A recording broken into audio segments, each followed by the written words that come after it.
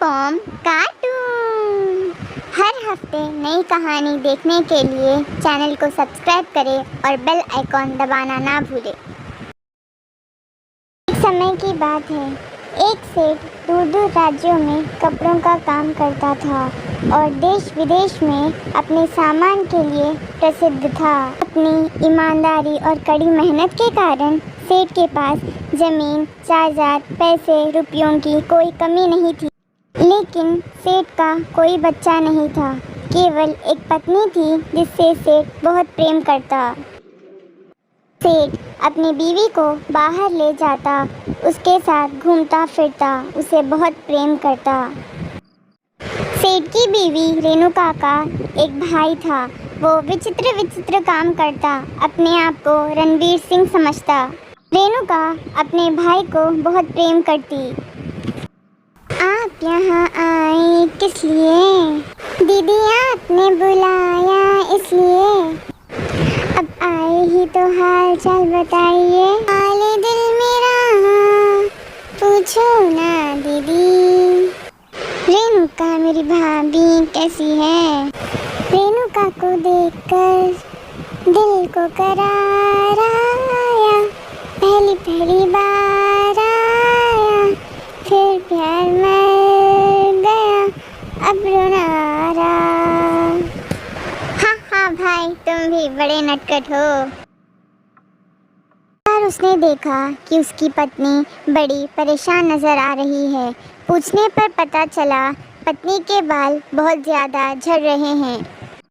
पहले तो सेठ को ये बड़ी समस्या नहीं लगी, लेकिन धीरे धीरे लगने लगा उसकी पत्नी के बाल पहले से काफ़ी कम हो रहे हैं। सेठ की बीवी अपने बालों को लेकर बहुत चिंतित रहती थी, वह उदास हो जाती थी। सेठ देश विदेश से अपनी पत्नी के लिए दवाई लाने लगा, लेकिन किसी भी दवाई से पत्नी के बाल ठीक नहीं हुए। सेठ बड़ा उदास हुआ और सोचने लगा, इतना पैसा रुपये का क्या फ़ायदा जब मैं अपनी पत्नी का इलाज ही ना कर पाऊँ। बेचारी के बाल इतने झड़ रहे हैं कि वो एक दिन गंजी हो जाएगी। लोग मुझे गंजी का पति तो रात में उसकी पत्नी के ही सपने आते। वो बहुत परेशान था। पिमपोम न्यूज़ में आपका स्वागत है। शहर के जाने माने हस्ती राकेश के बीवी के बाल जा रहे हैं। वह गंजी हो गई है। अब उन्हें नया नाम दिया जा रहा है, गंजी का पति, गंजी का पति, गंजी का पति। पत्नी के बालों के चक्कर में सेठ का मन उसके व्यापार में न लगता और एक दिन जब सेठ की पत्नी स्नान करके बाहर आई तो सच में उसके सारे बाल गायब हो चुके थे और वो पूरी तरह गंजी हो चुकी थी। जब उसकी पत्नी का ये हाल देखा तो ज़ोर ज़ोर से रोने लगा और गांव के बाहर वाले मंदिर चले गया। जब सेठ मंदिर में बैठा हुआ था तो वहाँ एक साधु आया और उसने सेठ की उदासी का कारण पूछा। साधु के प्यार भरे शब्द सुनकर सेठ सिसक सिसक कर रोने लगा और बोला, मेरी पत्नी के पूरे बाल गिर गए हैं, वह पूरी तरह गंजी हो गई है।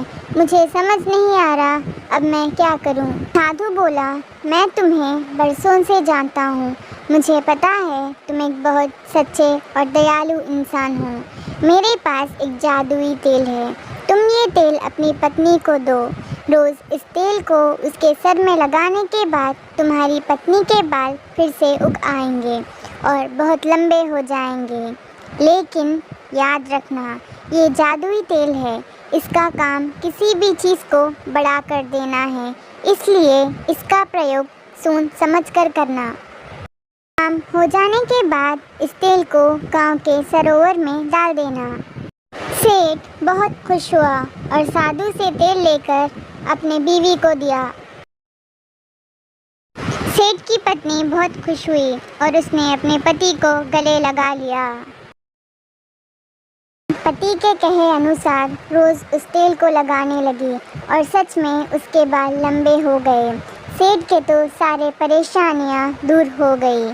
वो दूसरे नगर को व्यापार के लिए गया, लेकिन जब घर वापस आया तो ये देख के हैरान हुआ कि उसकी पत्नी की ज़बान मुंह से बाहर लटक रही थी और वो बड़ी भयानक लग रही थी।